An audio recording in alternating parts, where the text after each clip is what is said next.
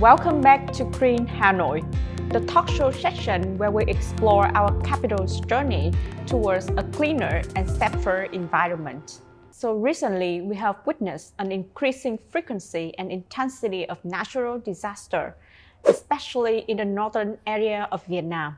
In 2025 alone, 21 storms and tropical depressions have battered the East Sea. This storm-after-storm phenomenon has caused immense challenges and risks, such as structural damage, economic losses, and health issues, especially when natural disasters interact with environmental incidents triggered by human activities.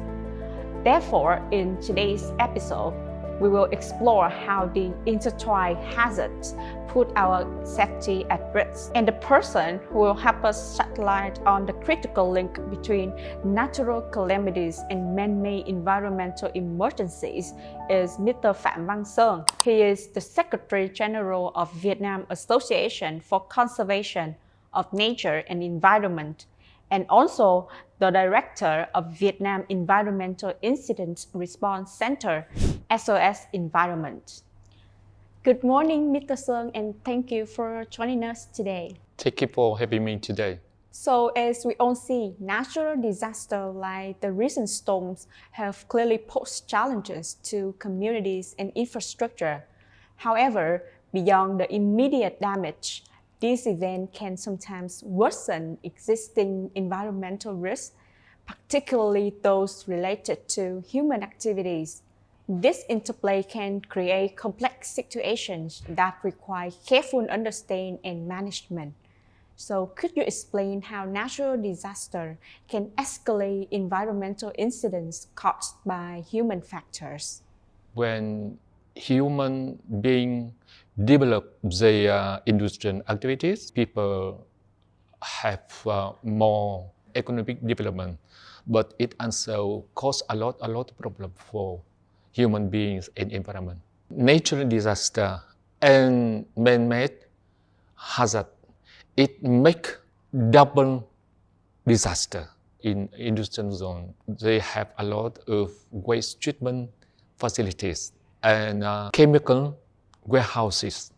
Natural disaster happen a lot of toxic chemical, a lot of toxic waste, liquid, spread over not only on the industrial zone, but also on the large area, and this wash away to the river, to Red River.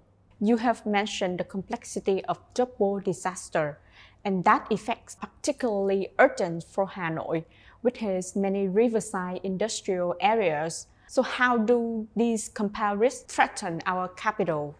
Recently, we witnessed a lot of flood in Hanoi, in some other regions. So we can highlight some other. For example, chemical exploration. Vietnam Environmental Incident Center or SOS Center recently during Storm 13, we deal with exploration about 100 kilometers far from Hanoi.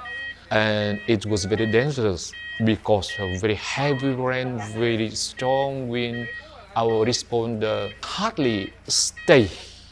Not only dangerous for human being, but very dangerous for environment. Because if we could not locate, isolate, recover that spin on, so it will spread on the large area and which destroy agriculture. And if this pollution when penetrated to the soil, it takes a lot of time, a lot of years to recover the environment. Those risks sound urgent, as the saying goes. An ounce of prevention is worth a pound of cure. What preventive measures should facilities implement to avoid toxic release during floods? We can arrange the location we can avoid flooding. To avoid any incident, especially double incident, we must carefully review or infrastructure for high risk facilities. In some storage, roofing not very safe, so we can improve it, strengthen it. I think the best way to develop, to have professional responders on some region is very important. Or we have some meeting with citizens, with people living around to have preventive measure to eliminate any possible hazard before raining or storm season begin. Drawing from your expertise across environmental issues, what lesson can Vietnam apply from other countries' response to storms and extreme weather amid global climate change? I think before learning something very interesting from overseas, we must learn the order of fall on the spot. We must command ready. We must have forces ready. We must facilities ready. We must logistics ready. It is very important, I think that. So regarding good expertise from overseas, I know that in Japan, there is a lot of modern weather forecasting technology. Obviously, we have weather forecasting in Vietnam, but sometimes this forecasting not very accurate. In Japan, they forecast exactly on small region. When they forecast very well how many volume the rain, the water will pour from the sky.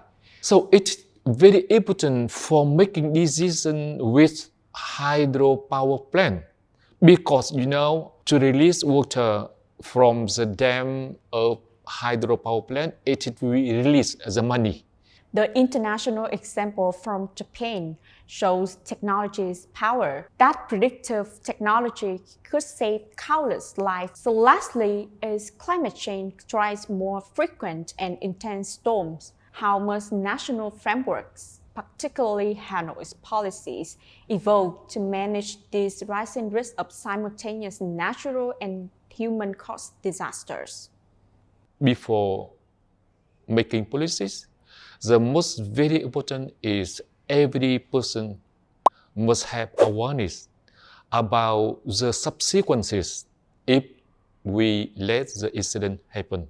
To improve capacity of response to double disaster, the first we must have quite new attitude, quite new overview of how to make policies.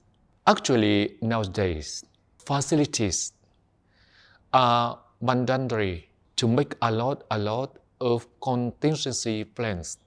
But the limitation here is when incident happen, they could not determine which plan to trigger. And I think to avoid this, we must combine all this contingency plan in one general contingency plan, and to identify each hazard concerning oil spill or chemical or waste. It depends on facilities. Policies here not in decision, but in making, reviewing, evaluating, and implementing one combined general contingency plan. So thank you, Mr. Seung, for these valuable insights. Your expertise highlights the urgent need to rethink about how we prepare and respond to the intertwined threats of natural and human activities. On behalf of our viewers and the whole team, I wish you all the best on your journey of saving our environment. And for now, let's return to the main studio for more updates.